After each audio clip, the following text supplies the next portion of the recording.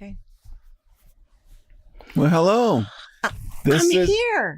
You are here. I'm here live. I'm alive.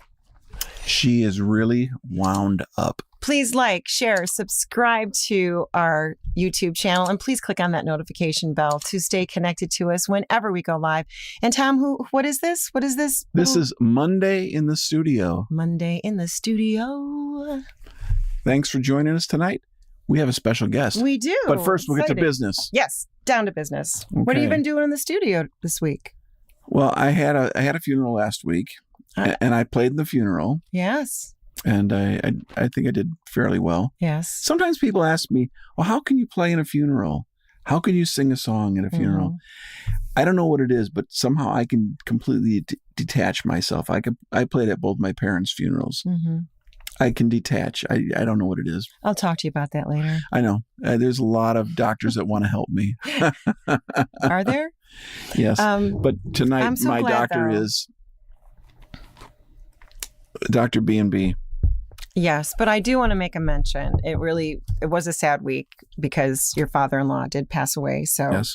And you did spend time at the funeral and just, had a lot of family around from out of town. Family in town that stayed here. And so that does take a toll on you, but you were able to then get back into the studio a little bit and you made some progress. Very great progress. As you know, I have a solo thing, the Undoubting Thomas album. Mm-hmm. And my plan was before you got back, my goal was to have it written, mm-hmm. that I'd have at least a skeleton of the entire album. Mm-hmm. And you do. And I finished it yesterday, the skeleton of it. That's not to say I won't add on to parts or anything like that, but it's pretty much there. Mm-hmm. There's, a 14-minute song, 2 9-minute songs, mm-hmm. a couple 6-minute songs. Yep. So it's pretty proggy. It's enormous. Just imagine it's pretty proggy. A song having a story, and then there's parts of it that are just, they explode. I feel like it takes you on a journey somewhere. Absolutely. And that's, I'm always interested in that with music. Yeah. So anyway, mm-hmm. I worked on that and I finally finished that yesterday. So that's awesome. Yeah. Yep. So you got some time to do that. Did you purchase anything? Lots of plugins. Okay. Did you already have a few of them once you purchased them? Because I know that's a thing. Yeah. Often I will buy things that I already owned that I forgot that I owned it. I have so much stuff mm-hmm. that I sometimes forget what I have. In this case, no, I did not buy anything I already had. Mm-hmm. But I bought a bunch of things that I thought, for that prog stuff. Oh, like, yep. I need some more synthesizers, mm-hmm. Some different kind of sounds, because it's completely foreign to like Shadow Fields. It's not like Shadow Fields at all. Right. I think there are some influences, though. I can hear some of it. Well, I would hope so. There's absolutely some Shadow Fields influences in your new prog rock. You've built on yourself in some ways, and so it's all kind of an enmeshment.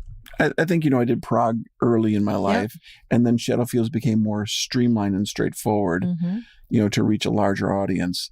And then on this, probably 5 people will ever hear it. So I figured I'm just going to go for and write what I want to write. Mm-hmm. And so I did. I have almost no words for it. Right. The words will come last. Yes. And at this point, they're do-do-dos or la-la-las. Lots of do-do-dos and things like that. So hi, Mike. Hi, Mike. Thanks for joining. And hi, Becky. It looks like you're having peach tea, which you're one-upping me on this one because all I have is just a plain one. Dave Narid has a Diet Pepsi ice cream sandwiches again. Oh, ice cream sandwiches. Yeah, so they're just outdoing me here. And I've spent 4 weeks with the twins. And so I lost actually 8 pounds when I was there. I know you're not happy about that, but you know what? You got to do what you got to do. I'm not happy about. I wish I could lose 8 pounds. I wish you could lose that weight for me. So no, but it's great to have you with us, Mike. And probably should take some time with Mike at some point in time and go through all your prog rock stuff you've been doing because I'm not sure that he knows. Oh. But anyway, so we have just a couple of things here I want to talk about before we bring on our guest. Next week, we have the guest Larry Etchins with us. He has a Christmas song that he is going to release here shortly. And so we would like to have him on to promo that. Is it wrong to do a Christmas song before Thanksgiving? No, because that's when you want people to hear it, is right at Thanksgiving. Because right after Thanksgiving, the appropriate time to bring on all that Christmas stuff is the day after Thanksgiving. It's not prior to, it's the day after. So it's good that we're promoting it before so people can dive into it on the 25th. Let me tell you, I got a very nice note about talk amongst yourselves. Okay. And then also the next week on the 2nd of December, we have Marshall Herstadt coming in because he has a song called Barista that he is going to be promoting. All of these we did in-house did some co-producing. So we're excited to have those guests with us. And should we go to our guest that we have here today? Well, not yet. I was going to talk a bit more about me. I got a nice note from my sister today. Yeah. Said, I just wanted to let you know your Christmas song has invaded my mind to the point of distraction. Which one is that said that? Patty. That's so great. Awesome. All right. So we do have a very special guest tonight. Oh, wrong one. Oh, gosh, I pressed the wrong button. We can't trust you anymore. I can't trust me.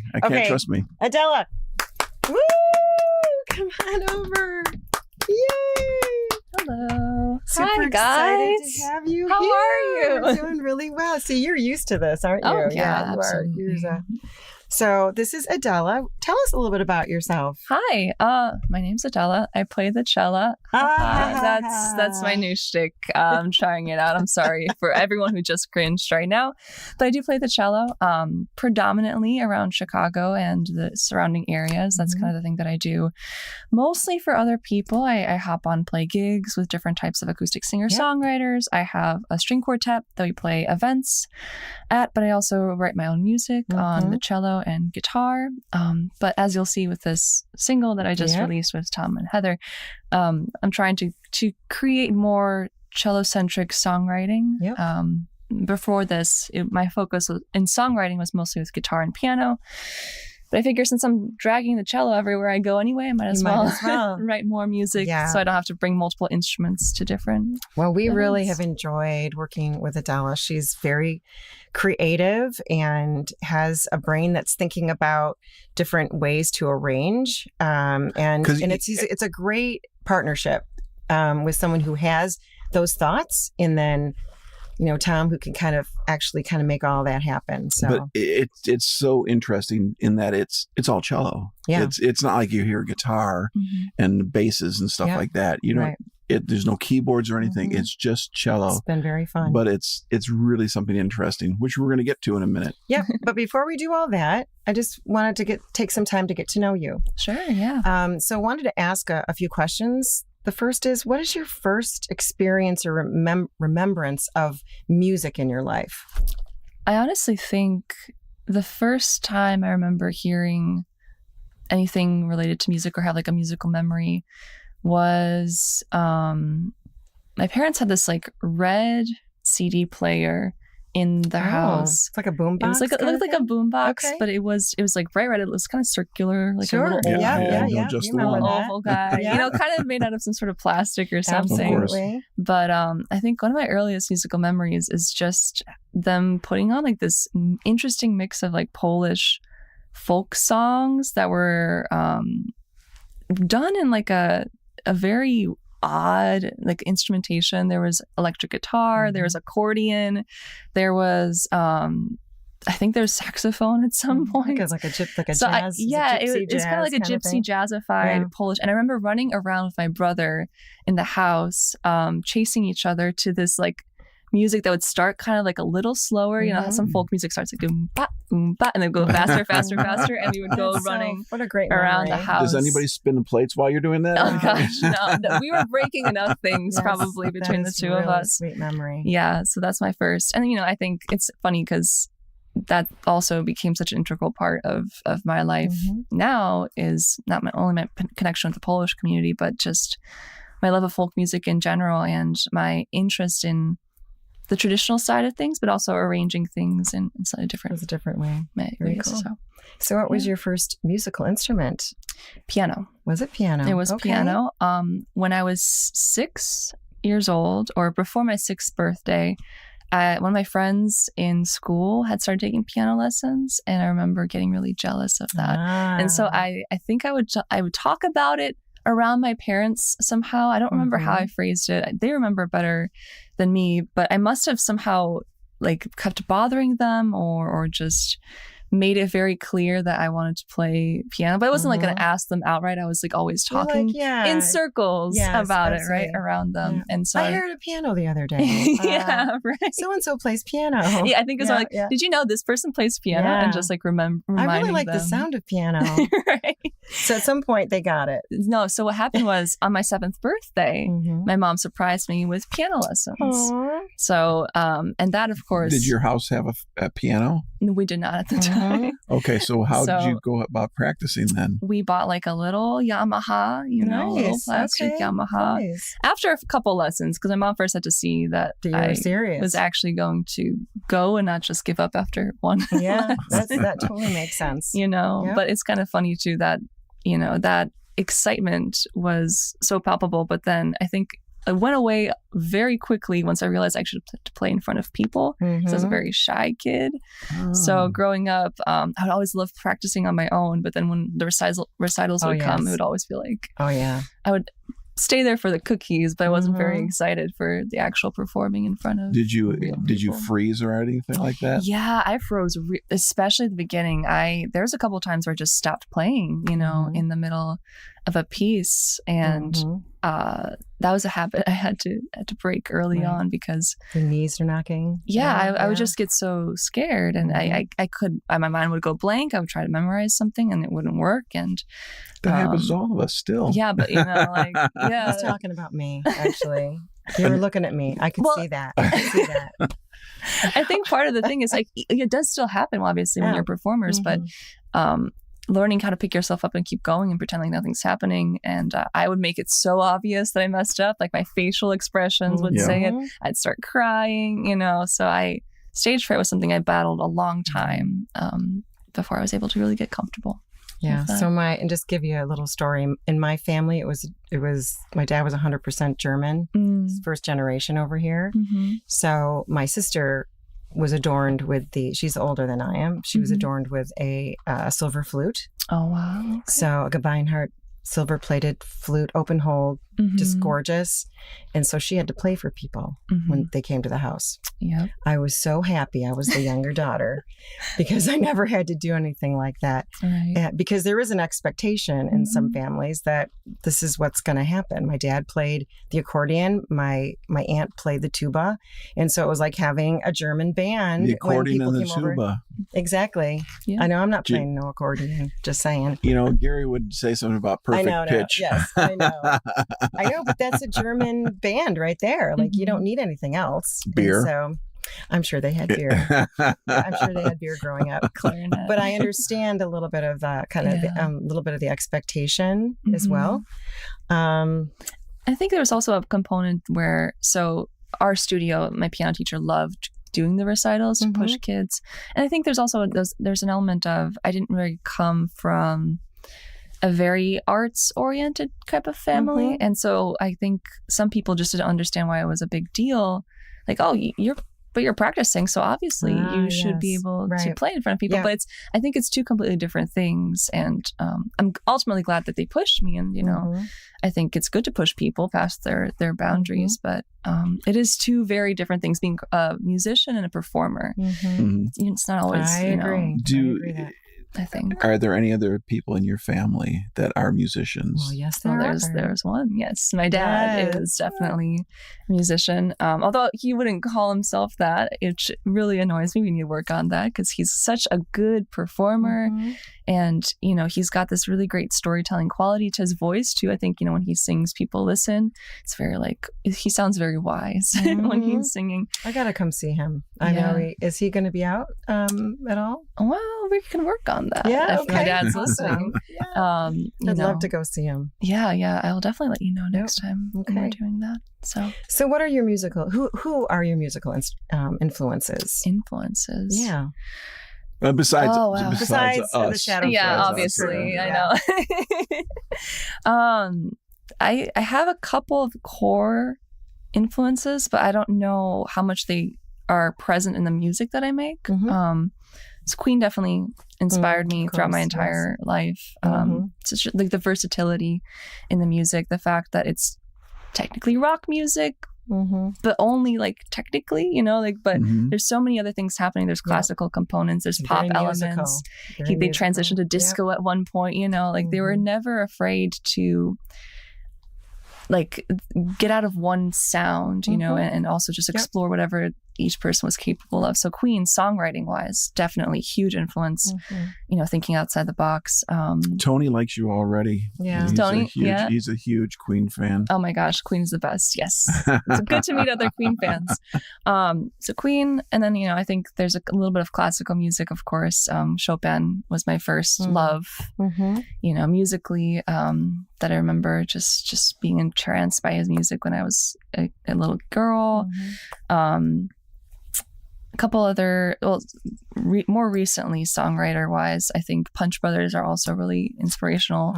Now you're talking my language. Yeah, I mean, just talk about, again, genre, and not being afraid to just pursue the music of it and create something without thinking too much about the label, I think is very interesting. Because you would think instantly, like with Punch Brothers, they have all bluegrass instruments, right? Yet they don't really play bluegrass. No. Sometimes they call it newgrass, but I don't even. A lot of stuff they did, I don't even consider it at all like that. Do you have Phosphorescent Blues? That album? I do. Oh my gosh! That is always a blue. masterpiece. Yeah, that is a masterpiece. We actually saw Punch Brothers in one of those, like at Barrington AMC. Oh wow! We went to see them at it's one of those, you know, that they simulcast, you know, throughout the country or a few AMC, and we were sitting there and watching the Punch Brothers do their thing. Yeah, I can't remember what that's called, but I know. Anyway, it was really fun. They're great. They're fantastic. But I'd have to say that's a little bit about what we had no idea about this, but I mean, Punch Brothers has been in our repertoire of influences for a basically very, very anything long time. that Chris Thiele's been part of. Absolutely. You know, Goat Rodeo. Yes. Oh my gosh, Goat Rodeo. We love Goat Rodeo. Yeah. Yep. Nickel Creek. Nickel Creek. Yeah. We do some Nickel Creek stuff as well. Okay. Awesome. When in Rome. Yeah. Just basically because of my admiration for him. To me, you know, it's like the Yo-Yo Ma of mandolin kind of thing, you know. Though I'm sure there's other players that are equal or greater than Yo-Yo Ma, but he's the most well-known of the cello players. And then there's Adele. You know what I mean? It's to Yo-Yo us, Ma she's more famous tonight. I know, right. Absolutely. Thank you. That's so nice of you. So let's go to songwriting because I want to get to hear your song. So when did you start with songwriting? My first song I remember writing when I was probably in 6th grade. I don't know what prompted it. It was a really bad, emotional thing. It was a story about a girl who lost her husband in a car accident or something crazy. Something happy like that. I like it already. Yeah. It was. And you're speaking his language tonight. Death and destruction, mayhem is all. How could it be? How could we make this sadder? Well, it was like she was like an angel singing to him from heaven. I think I was influenced because there was like some sort of a competition in school, or I don't remember what it was called anymore, but it's like an Illinois competition for the arts. Okay. And there's like a songwriting component. I wanted to try writing something for it. Okay. It was terrible, but what was funny is but you did it. I did it, and then that kind of I realized from just like an experiment that I really liked doing it. So that summer I set about trying to find musicians and formed a little rock band. Nice. Which continued through probably the first year or two of college. So that's really great. Mm-hmm. Were you playing cello in this band or piano? I was playing piano, and then I taught myself guitar and did guitar as well. So nice. Wow. Mm-hmm. Yeah. So what is great about piano is you can get the treble clef and the bass clef. And so then you can decide kind of where you want to pivot your song based upon the knowledge that you it's have. also very much a percussive instrument, yes. piano. Yeah. So you can set up the entire rhythm of everything. You can do it all on the piano. Mm-hmm. Also just learning the patterns, I think, too. Like visually, it's one of the best learning instruments for music theory because you can see, okay, C connects to here because they share visually the same, they say the same key, like C major shares C with F major, and that's how you can like transition.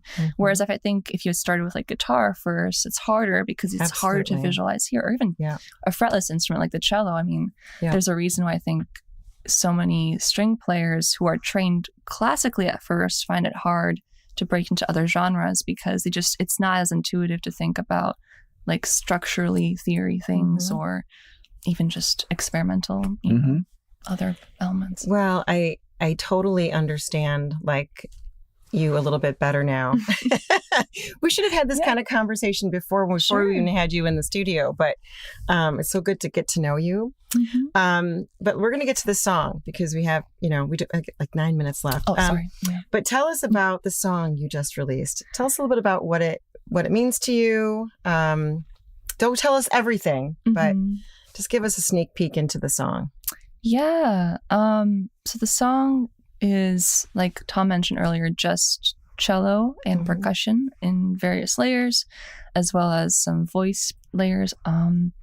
It is, to me, it's a song about not taking things always at face value, and maybe sometimes thinking about why things work the way they work in our world, and are we sometimes so focused on getting ahead that we're accidentally causing harm to the people or the things, environment around us. I think the cello is a wonderfully like dark sounding instrument, and I love the textures and the timbres you can get from a little more of that like mysterious, darker colored side. I'm not going to say it's like all necessarily negative because it's not necessarily a negative song, but I really want to explore the darker colors with this song, and I think it came out really awesome. And Tom did a great job with it's a headphone tune. It is. When I was younger, I spent every night just listening to music with headphones on, and you could tell like who knew what they were doing. It was interesting. It always kept your mind wandering, and this does the same thing. It's so deep, and there's so many different layers that it's very interesting. Thank you. So shall we get to it? We shall get to it. Okay. So what's the name of the song? The song's called Swindle. Amazing. Here we go.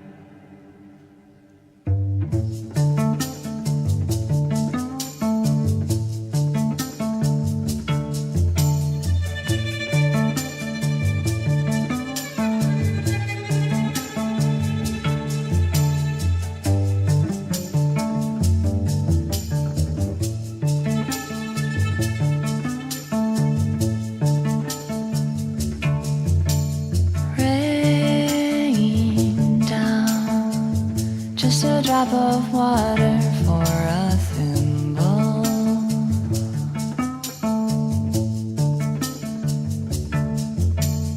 £1 of the closest hearts that you can swindle.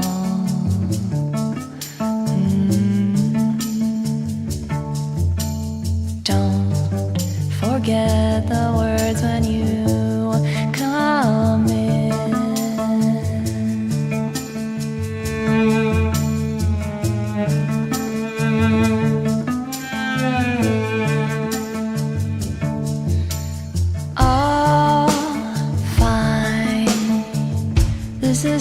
a job like any other.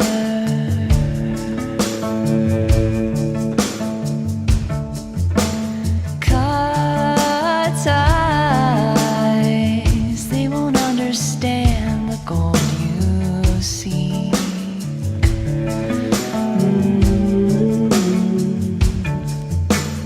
Fools don't know the money they can't see. But you and I. Na na na na na yeah, na na na na yeah. Na na na na na na yeah, na na na na yeah. Na na na na na yeah, na na na na.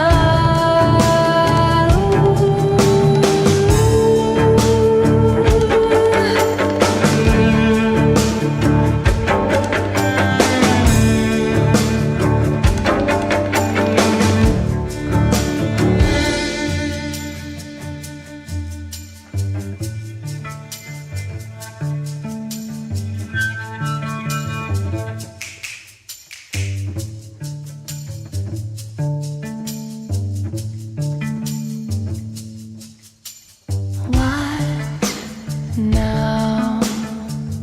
Did you think that you knew what you're doing?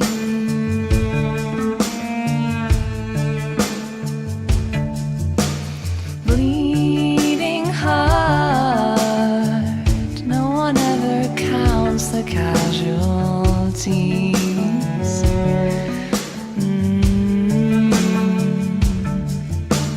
Don't forget the way that it's won. And na na na na na yeah, na na na na yeah. Na na na na na na yeah, na na na na yeah. Na na na na na yeah, na na na na.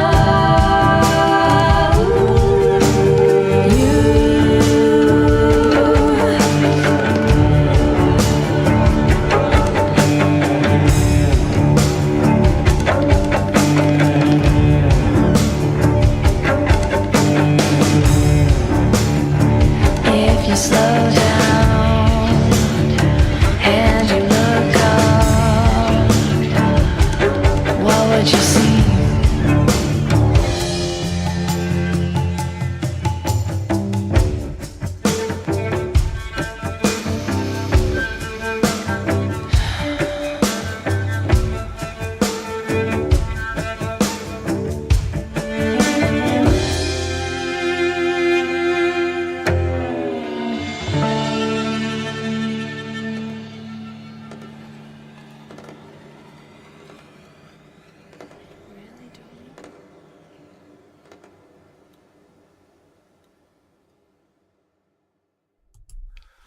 Woo! Yeah. Thank you. Yes. That was excellent. Congratulations. It's Thank a you so song much. beautifully done. Yeah, I agree with these comments that we're getting. Starts off so elegant and grew into something even more. Thank you, yeah. I love it. It's got so this great to a hear, real legible. mysterious feeling to Yeah. it. It's a Really, really great. Mhm. And if you've listened to Shadowfield's music, you know there's always that little plink, plink, plinking things that we do throughout. Mhm. It's very much, it's not a Shadowfield song, but it has some of those same kind of patterns of in and out, you know, all throughout the song. the and things it that just just feels come so in good. and then they go away. And then Yeah, it feels very So much it's- orchestrated yeah. and Right. in a very nice way. So how can people find you? If they're interested, I'm Yes. on all streaming platforms so it's Adela '(S). Long story. Basically, there was going to be a band that never really materialized, so it's still kind of like a plural Adelas. It's like an Adela's band Yeah, kind of thing. right. Okay. well, I'll play drums in it. Thank you. I'll book. I'll book you. I'm ready to hit things. So. Yeah, hit those. You have to have a bunch of drums around you to recreate. I know. Absolutely. We did, the tabla and you did so much stuff on there. But also a way to find me on the social media is at Adela's Cello. Try to make it just easy. Adela's spelled Adelas. Okay. So all of you Shadow fans, we would love to have your support of Adela. So when we post something out there, we'd love to have you share it. And you'll start seeing that happen tomorrow. So please do engage with that. And what's next for you? That's a good question. Yep. I am working tomorrow on an electronic single, just adding some cello to an electronic single that my friend's dropping in December. I'm playing an album release show or two in December for different folk artists. One of them is Devil Said Jump. The other one, I'm not sure if I'm allowed to announce yet because I don't know if it's happening 100%. I'm also doing a charity show on December 22nd alongside a couple of different artists in Palatine, Lisa P. Medina being one of them at Mad Cats. So if you want to find out more about those shows, you can just follow me. Very cool. You're staying busy. Yes. Yeah. You gotta be when you're in music. Right? And you do. She is very well known throughout Chicagoland. So it's a wonderful musician around town. So it's been great to have you with us tonight. Thank you for having me. And release of your single Swindle. Thanks to everyone for joining us today. We are Shadowfields. We're Tom and Heather from Shadowfields. At Monday night in the studio. Please like, share, subscribe, and click on that notification bell to stay connected with us whenever we go live. And thanks to everyone to join us tonight. Really appreciate it. And share this with some friends. We would love to have you do that. We want to get this out so people hear Adela's song. And thanks for supporting independent musicians. Take care, everybody. Have a great night. Bye, everybody. Good night. Thank you.